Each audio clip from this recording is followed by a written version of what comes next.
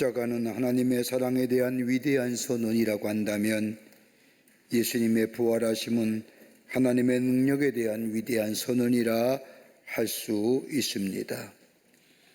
예수님의 부활하심을 사실이냐 사실이 아니냐, 개연적이냐 아니면 필연적이냐, 역사적이냐 아니면 허구이냐를 떠나서 예수님의 부활이야말로 인류를 향한 하나님의 구속적인 계시의 사건이라 할 것입니다. 그러기에 기독교에서 가장 중요한 복음이 있다고 한다면 바로 예수 그리스도의 십자가의 사건과 예수 그리스도의 부활입니다. 성경은 우리에게 말씀하고 있는 주제를 크게 세 가지로 나누어 볼 수가 있습니다. 성경이 가르쳐주는 주제의 첫 번째는 다름이 아니라 하나님의 나라에 관한 것입니다. 예수님께서 공생애를 시작하시면서 처음으로 하신 말씀이 회개하라 천국이 가까이 왔느니라, 즉 하나님의 나라에 관한 말씀이었습니다. 천국 복음, 하나님 나라에 대한 선포가 성경에 나타난 첫 번째 주제입니다. 두 번째 주제가 있다고 한다면 다른 것이 아니라 십자가입니다. 예수님께서 십자가에서 달려 돌아가셨습니다. 예수님이 속죄제물이 되셔서 인류의 죄를 위하여 십자가에 돌아가신 일, 그러게 십자가의 죽으심이 있기에 죄의 문제가 해결되었고, 예수님이 십자가의 죽으심을 인하여 하나님과 우리의 관계가 단절됐던 관계가 화목의 관계를 더 하나님을 향하여 아바 아버지라 부르며 간구의 보좌에 나아가 기도할 수 있다고 하는 것, 바로 십자가가 주시는 은혜입니다. 그러게 십자가로 인하여 우리 안에 새로운 생명의 역사가 일어납니다. 놀라운 은총의 사람들이 되었습니다. 그리고 치유와 회복해야 하는 역사가 우리 가운데 있습니다. 이게 바로 초대교회의 복음, 바로 다른 것이 아니라 예수 그리스도의 죽으심이었습니다. 십자가입니다. 또 하나 또 간다면 예수 그리스도의 부활입니다. 복음서는 그 다음에 일어난 일들에 대하여 약간의 기록의 차이는 보이지만 사복음서 공통적으로 기록하고 증거한 것이 있다고 한다면 예수 그리스도의 부활입니다. 마태복음 15장 5절과 6절의 말씀을 보면 흰옷 입은 한 청년이 우편에 앉아있는 것을 보았다라고 하면서 청년이 놀리르되 놀라지 말라, 너희가 십자가에 못 박힌 나사렛 예수를 찾는구나. 그가 살아나셨고 여기 계시지 아니하니라 라고 말씀하셨다고 기록하고 있고, 누가복음 24장 5절과 6절의 말씀에도 어찌하여 살아있는 자를 죽은 자 가운데서 찾느냐, 여기 계시지 않고 살아나셨느니라. 요한복음 20장 9절의 말씀도 다시 살아나야 하리라 하신 말씀을 아직 알지 못하더라고 말씀하시며, 오늘 읽은 마태복음 28장 5절과 6절의 말씀에도 천사가 여자들에게 말하 이르되 너희는 무서워 말라, 십자가에 못 박이신 예수를 너희가 찾는 줄 내가 아노라. 그가 여기 계시지 않고 그가 말씀하신 대로 다시 말씀하신 대로 살아나셨느니라. 와서 그가 누우셨던 것을 보라라고 말씀합니다. 그러게 사복음서의 공이 예수 그리스도의 부활을 증거하고 있습니다. 더 나아가 초대교회가 전하는 복음의 내용을 보면 오직 하나였습니다. 다름이 아니라 예수님의 부활입니다. 신약 성경을 자세히 읽다 보면 예수 그리스도의 부활에 관한 말씀이 전 성경 27권에 다 나올 뿐만 아니라 무려 몇 번이나 이야기되느냐, 400번 넘게 예수 그리스도의 부활의 사건을 기록하고 있는 것을 보게 됩니다. 이걸 가리켜서 다름이 아니라 캐리그마라고 얘기합니다. 초대교회의 핵심적인 메시지라는 겁니다. 그들은 다른 것 전하는 것이 아니라 예수 그리스도의 십자가의 사건과 부활하심과 그리고 다시 오심을 증거하는 것이 바로 초대교회의 복음의 내용이요 복음이었습니다. 그런데 많은 사람들이 예수 그리스도의 부활하심을 믿지 못합니다. 만일 예수님의 십자가의 죽으심과 부활이 없었다고 한다면 기독교의 신앙은 다 헛되고 맙니다. 그러기에 바울은 예수님이 실제로 부활하지 않았다고 한다면 그러면서 몇 가지 것을 얘기합니다. 하나는 뭐냐? 우리가 전파하는 것이 헛것이라는 겁니다. 세상의 죄를 지시고 십자가에 달려 죽으신 예수님, 그리고 죽은 자 가운데서 부활하신 예수님, 그 예수 그리스도의 십자가가 우리의 죄를 사해 주시고 예수님의 부활하심이 말미암아 우리에게 영원한 생명을 얻습니다. 그런데 예수님의 부활이 사실이 아니라고 한다면 우리가 믿고 전파하는 것이 거짓이라는 겁니다.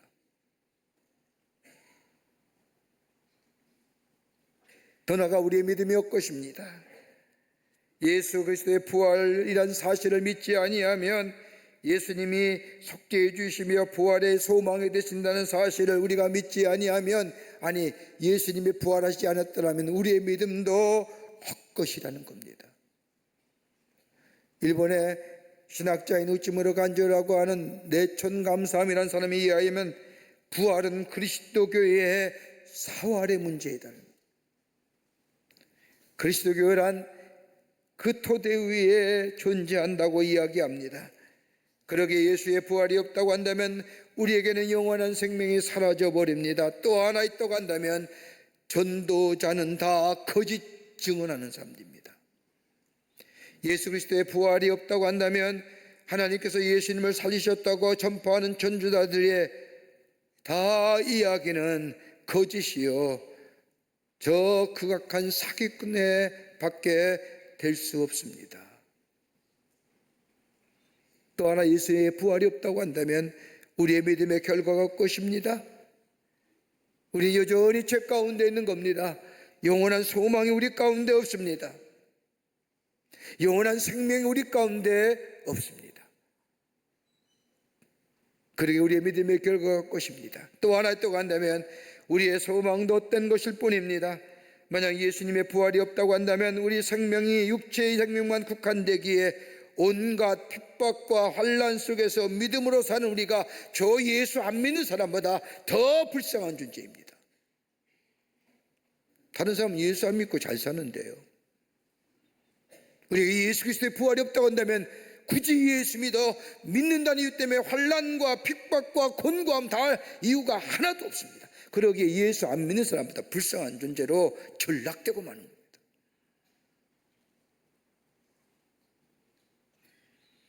그러기에 바울은 로마서 8장 11절의 말씀을 보면 예수를 죽은 자 가운데서 살리신 이의 영이 너희 안에 거하시면 그리스도 예수를 죽은 자가 가운데서 살리신 이가 너희 안에 거하시는 그 영으로 말미암아 너희 죽을 몸도 살리시니라. 부활하십니다. 그러게 예수님의 부활은 역사적 사건입니다. 부활이 개연적인 사실이냐 아니냐, 합리적이냐 불합리하냐, 가능하냐 불가능하냐 말하지 않습니다. 단순히 성경은 우리에게 예수 그리스도의 부활을 말씀하시되 예수님께서 도마에게 나타나 말씀하신 것처럼 내 손을 만져보라, 내 옆구리에 손을 넣어보라, 그리하여 믿는 자가 되라. 예수 그리스도의 부활을 단지 믿는 자가 되라는 겁니다. 오늘 본문의 말씀은 예수님이 죽은 지 사흘이 되던 안식일 이른 아침에 막달라 마리아와 다른 마리아가 예수님의 죽음을 보고자 예수님의 무덤을 찾아갑니다. 보통 이스라엘 사람이 죽으면 이틀이 되는 날이나 사흘이 되는 날에 무덤을 찾아 살피는 일이 당시의 관습이었습니다. 예수님의 제자들이 예수님의 무덤을 찾아온 것이 아니라 예수님의 십자가의 처형을 목격한 저 예수님으로 인하여 새로운 생명을 얻은 막달라 마리아와 예수님의 어머님 마리아가 예수님의 죽음을 확인하려고 무덤에 왔지만 큰 지진이나 예수님의 무덤을 막았던 큰 돌은 지진으로 인하여 치워지고 천사가 하늘에서 내려와 그 위에 앉아있는 것을 보게 됩니다. 이 모습을 본 막달라 마리아와 그 밖에 마리아가 두려워 떨며 무서워하는 것을 본 천사가 이르되 무서워하지 말라, 십자가에 못 박힌 예수는 여기에 계시지 않고 그의 말씀하신 대로 살아나셨느니라고 말합니다. 그리고 여인들에게 빨리 가서 제자들에게 말하라고 얘기하며 그가 죽은 자 가운데서 살아나셨고 너희보다 먼저 갈릴리로 가시나니 가서 거기서 너희가 배우리라고 전하라고 말합니다. 여자들은 이 말을 듣고 큰 무서움과 더불어 큰 기쁨으로 무덤을 떠나 제자들에게 알리려고 떠나가는데 부활하신 주님이 저들에게 나타나 저들을 만나주시며 묻습니다. 평안하냐? 부활하신 예수님을 만난 이 여인들 예수님의 발을 잡고 기뻐하며 경배합니다. 그리고 예수님이 여인들에게 무서워 말라, 가서 내 형제들을 갈릴리로 가라하라, 거기서 나를 보리라 라고 말씀하십니다. 이게 오늘 본문의 말씀의 내용입니다. 예수님의 부활이 자연현상은 아닙니다. 혹자는 영원 불멸 같은 이야기하는데 영원 불멸 같은 이론도 아닙니다. 옛 생명의 화생도 아니고요, 흔히 얘기한 것처럼 돌고 도는 윤회 또한도 아닙니다. 예수님의 부활은 인류를 위한 구속적인 사건이며 참된 생명을 주시는 사건이며 영원한 생명을 우리에게 설명하고 있는 놀라운 하나님의 계시이자 약속이며 장차 우리에게 있어질 그 약속, 그것이 바로 예수 그리스도의 부활로 우리에게 나타나 되었다는 겁니다. 그렇다고 하면 부활의 신앙을 믿는 자, 어떤 모습의 삶으로 이 땅에 살아갈 수 있을까요? 오늘 예수님의 부활하심을 예배하며 찬송하며 이 자리에 참석한 우리 모든 사랑하는 성도 여러분, 부활의 신앙이 우리가 있으면 어떤 삶의 태도로 저 영원한 생명 약속의 정취를 밟으며 살아가는 자가 될까요? 함께 말씀을 나누며 은혜 나누기를 원합니다. 첫째는 담대한 믿음의 사람이 됩니다. 오늘 마태복음 28장 1절의 말씀을 보면 안식일이 다 지나고 안식 후 첫날이 되려는 새벽에 막달라 마리아와 다른 마리아가 무덤을 보러 갔더니 라고 기록합니다. 그리고 마가복음 16장 1절의 말씀도 안식일이 지남에 막달라 마리아와 야고보의 어머니 마리아와 또 살로메가 가서 예수께 바르기 위하여 향품을 사다 두었다가 안식 후 첫날 매우 일찍 해도 들 때에 그 무덤으로 가며라고 기록합니다.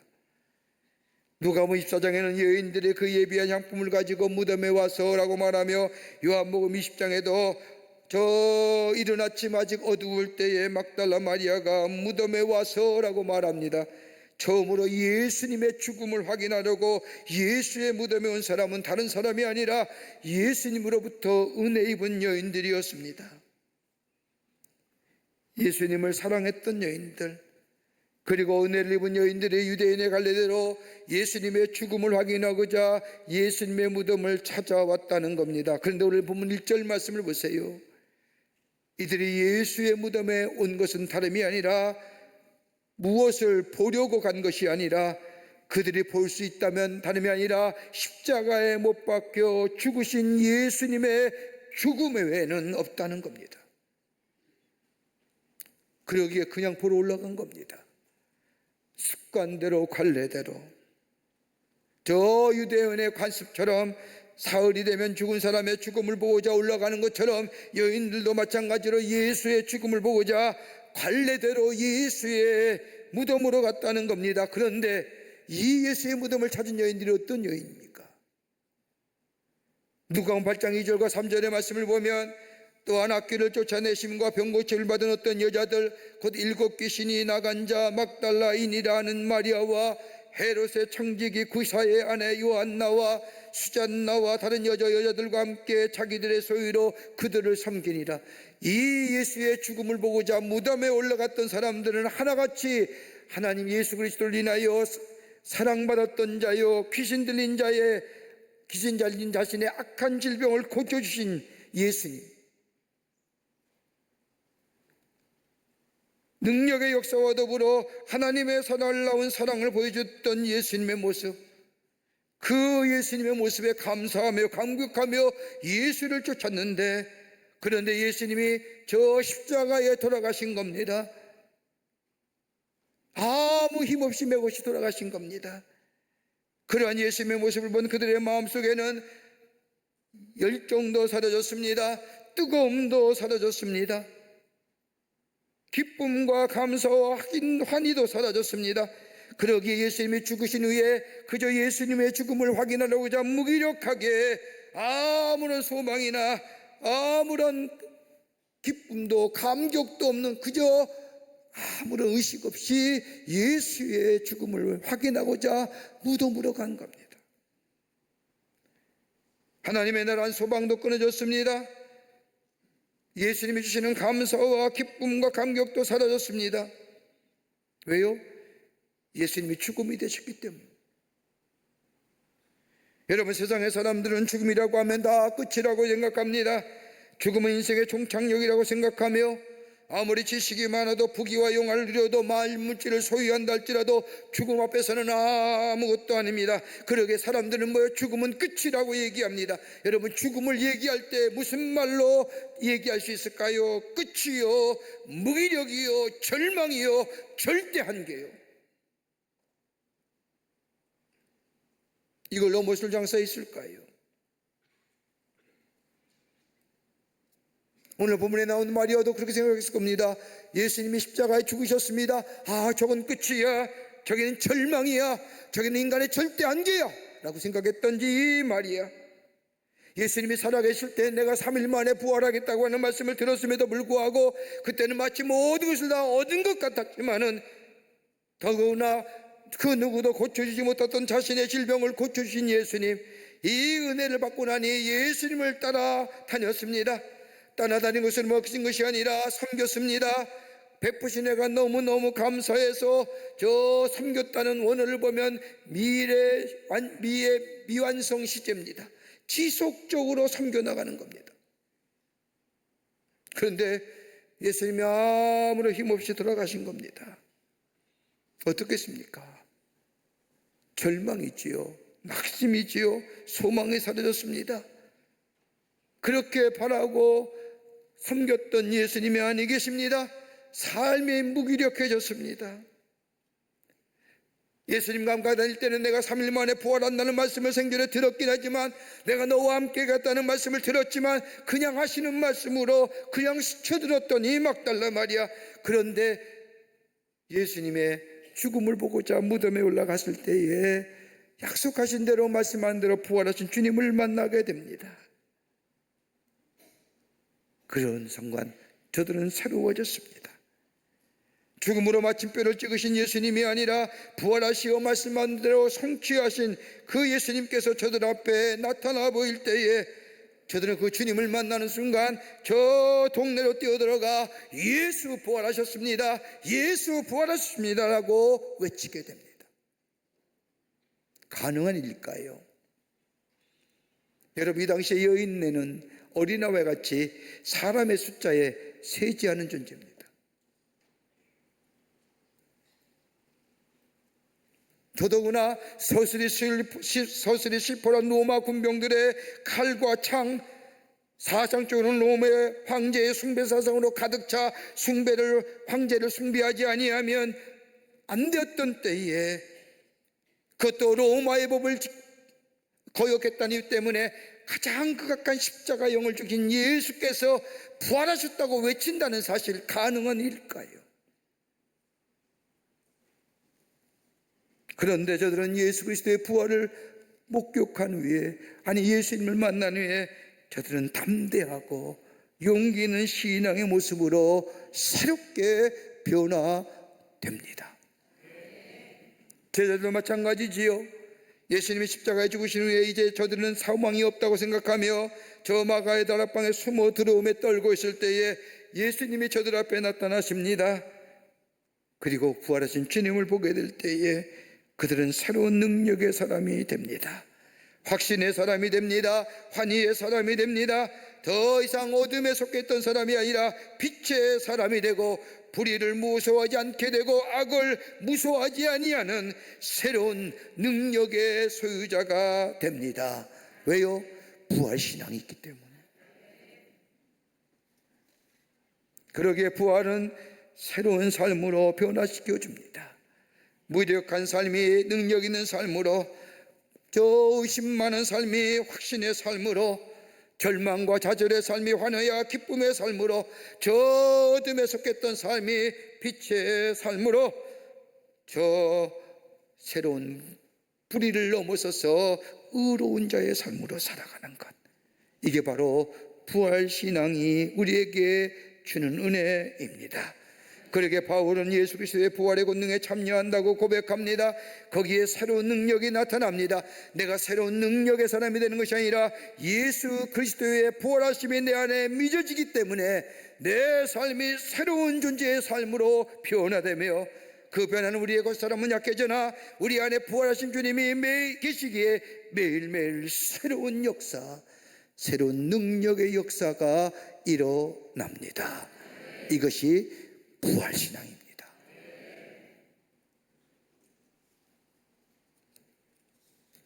두 번째는 치유와 회복의 역사가 일어납니다. 부활신앙 안에 거하는 자는 치유와 회복 역사를 경험한다는 겁니다. 오늘 본문 마태복음 28장 7절의 말씀을 보십시오. 부활하신 주님께서 마리아에게 말씀하십니다. 빨리 가서 그의 제자들에게 이르되 그가 죽은 자 가운데서 살아나셨고 너희보다 먼저 갈릴리로 가시니 너희가 배우리라 하라.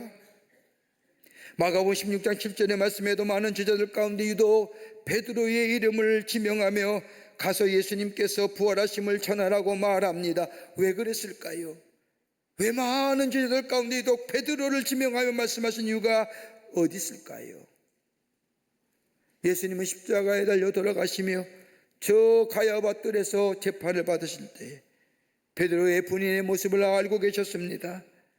가야바 뜰에서 예수님을 3번씩이나 부인했던 베드로, 자신의 수치스러운 모습을 생각하며 자신의 고향으로 돌아갑니다. 예수님은 이 베드로를 먼저 생각한 겁니다. 가장 아파할 베드로, 자신의 물총, 예수님을 모른다고 3번씩이나 부인했던 자신의 모습들, 저 가이사랴 빌립보에서는 주는 그리스도시요 살아계신 하나님의 아들이라 기가 막힌 신앙 고백했던 이 베드로, 그런데 예수를 모른다, 나 모르는 사람이요 저 사람 죽어야 된다고 3번씩이나 부인했던 이 베드로, 얼마나 가슴을 치고 후회하며 낙심하고 있을까? 예수님은 베드로를 먼저 생각한 겁니다.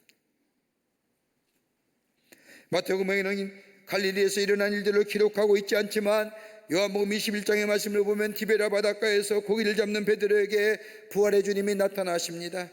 나타나실 뿐만 아니라 베드로와 더불어 그의 제자들을 위하여 생선을 구워놓고 저들의 배고픔을 채워주신 예수님, 그리고 베드로가 기억하기 싫은 아픈 기억들을 꺼내어 치유하시며 회복시켜 주십니다.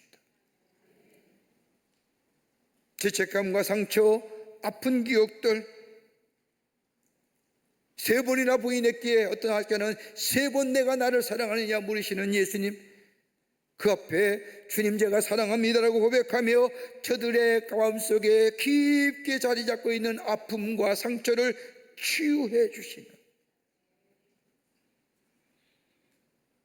여러분 갈릴리로에서 만나자는 이 말씀 얼마나 은혜가 됩니까? 갈릴리에서 만나자. 여러분 갈릴리 어느 곳일까요? 예수님의 제자들 가운데 7명이 어부인데 그들의 삶의 터전으로 삼았던 것이 갈릴리입니다. 삶의 지침이 있었고 생존의 경쟁 속에 휩싸여 살았던 그 갈릴리, 거기서 예수님을 만났고 거기서 예수를 만나로 인하여 새로운 삶으로 변화되었고, 그리고 더 나아가 예수님을 따르겠다고 고백했던 그 장소, 부활하신 주님이 제자들에게 거기서 만나자는 것이 아니라 내가 처음에 너를 만나 너를 회복시켜 준 것처럼 내가 다시금 너에게 치유와 회복의 역사를 허락해 주겠다고 하는 하나님의 사랑의 모습입니다. 너 왜 배반했느냐? 너 왜 그렇게 했느냐라고 타박하지 아니하시고 있는 모습 그대로 바라주시는 예수님의 사랑, 그것이 바로 부활의 신앙이요, 그 부활의 신앙이 안에 있게 될 때에 우리의 아픈 상처가 치유되고 회복되는 역사가 우리 가운데 있게 됩니다. 주님만 주시잖아요. 저 처음에 만났던 그 주님이 내 상처를 만나주시고 십자가에 죽으신 예수님이 내 죄를 사해 주시고 그뿐으로 끝나는 게 아니라 다시 부활하시어 내 상처와 아픔을 다시금 회복시켜 주시고 치유시켜 주시는 은혜가, 1953년 한국전쟁의 막바지에 거제도 포령 수용소에서 있었던 일입니다. 피난 중에 중공군으로 오인되어 거제도의 포로 수용소에 수감된 맹의순 씨라는 분이 계셨습니다. 수용소의 군목군, 가만히 이 사람을 보니까 독실한 그리스도의 힘을 발견하고 그를 불러 수용소의 병원에서 일하게끔 합니다. 공산군 병사들은 처음에 그를 예수 미치광이라고 별명으로 불렀습니다. 왜냐하면 틈만 나면 인민군 환자들 찾아가 성경을 읽어주고 중공군 환자를 찾아다니며 알아듣지도 못할 그들을 위하여 기도해 주는 것이 그의 일이었기 때문입니다. 그러나 얼마 후 저 공산군 병사들은 맹이순 씨를 가리켜서 거제리의 성자라고 부르게 됩니다. 기도와 성경 읽기 때문에 붙인 별명이 아니었습니다.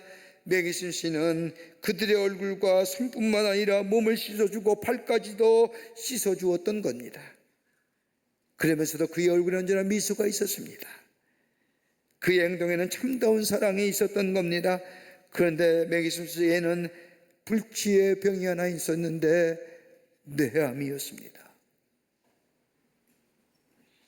그러던 어느 날이었습니다. 한 중공군 병사의 발을 씻어주다가 그만 그 앞에서 폭사가 불어 꼬꾸라집니다. 그것이 그의 최후였습니다. 미소가 담긴 평화로운 얼굴로 하나님의 영원한 나라로 간 겁니다. 그의 곁에는 발을 씻던 물대야와 성경 한 권이 가지런히 옆에 놓여 있었습니다. 25살의 이 맹이순 씨의 죽음을 보고 모두가 다 웁니다. 미국의 군의관도 한국의 행정관도 인민군도 중군 병사도 모두가 뜨거운 눈물로 저들의 뺨을 적시고 있었습니다.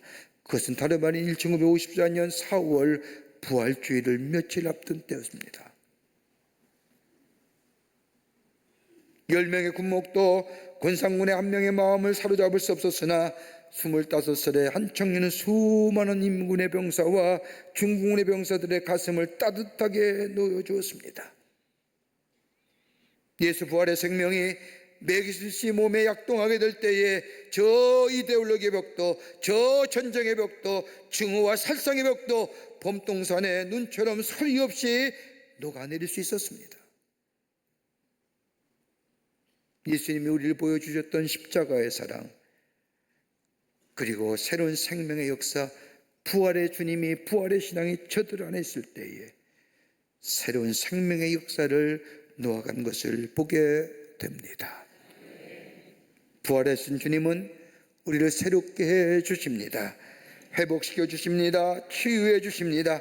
나뿐만 치료한 것이 아니라 나를 통하여 다른 사람들에게를 회복시키시길 원하십니다. 이 부활의 신앙을 가진 자마다 새로운 하나님의 역사, 놀라운 하나님의 은혜가 우리 안에 임할 뿐만 아니라 전하는 놀라운 역사가 있게 될 줄 믿습니다. 끝으로 부활의 신앙은 살아있는 소망의 사람이 되게 합니다. 살아있는 소망입니다. 오늘 본문의 마태복음 28장 6절의 말씀을 보면 그가 여기에 계시지 않고 그가 말씀하신 대로 살아났느니라고 말씀합니다. 예수님이 말씀하신 대로 부활하셨다는 겁니다. 예수님이 말씀하신 것처럼 인자가 사람들의 손에 넘기어 죽음을 당하고 죽음을 당한 지 3일 만에 살아나리라고 하는 말씀처럼 예수님이 부활하셨다는 겁니다. 뭐라 얘기해도 제자들이 알아듣든지 못 알아듣든 간에 3일 만에 부활할 것임을 대하여 말씀하셨고 그 말씀대로 부활하셨습니다. 다시 말하여 약속의 성취가 이루어졌다는 겁니다. 죽음이 명백하듯이 예수 그리스도의 부활 또한 명백하다는 겁니다.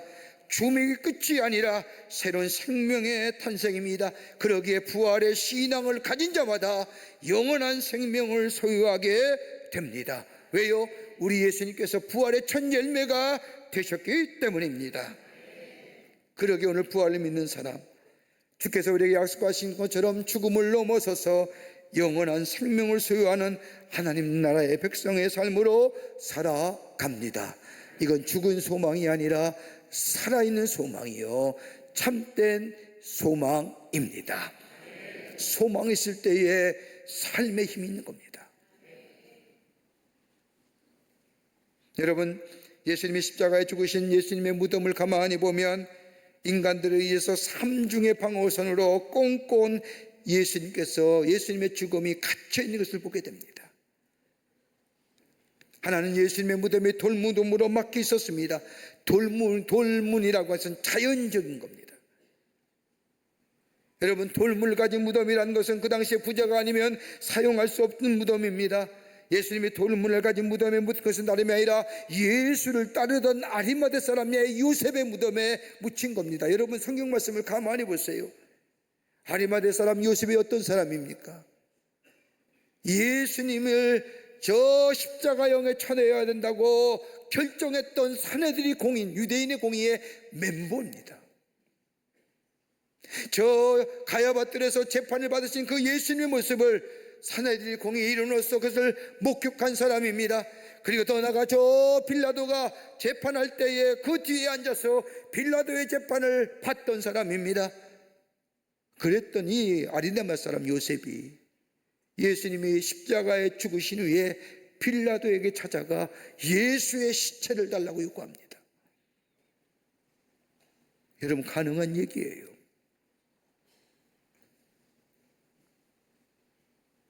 시체를 가져다가 자신의 무덤에 넣는다는 건 뭐예요?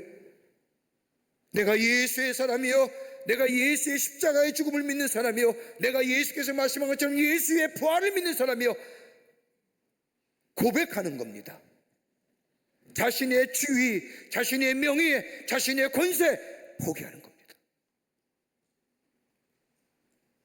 그 아리마대 사람 요셉의 뒤를 누가 했습니까? 밤중에 예수님을 찾아와 내가 어떻게 영생을 얻겠습니까? 라고 물어봤던 니고데모가 예수님의 죽음 앞에 나왔습니다. 돌문으로, 자연적인 것으로 예수의 죽음을 막았습니다. 더 나아가 돌문으로 막았을 뿐만 아니라 그 문에는 빌라도 총독에 의하여 로마의 가이사의 인복이 붙여 있었습니다. 이 무덤은 열면 안 된다고 하는 인복, 세상의 권력이 예수의 죽음을 막은 겁니다.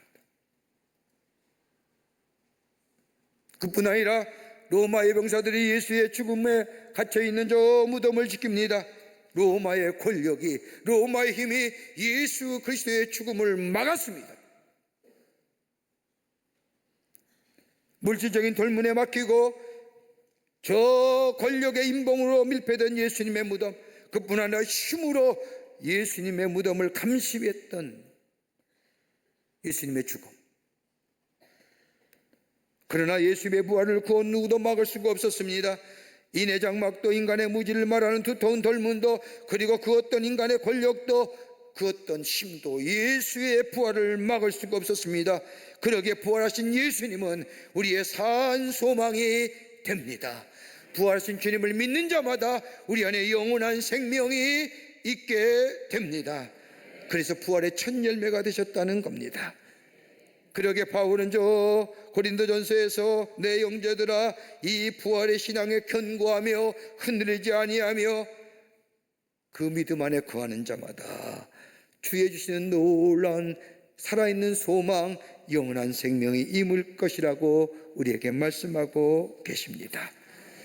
부활의 사건과 부활의 신앙은 다릅니다.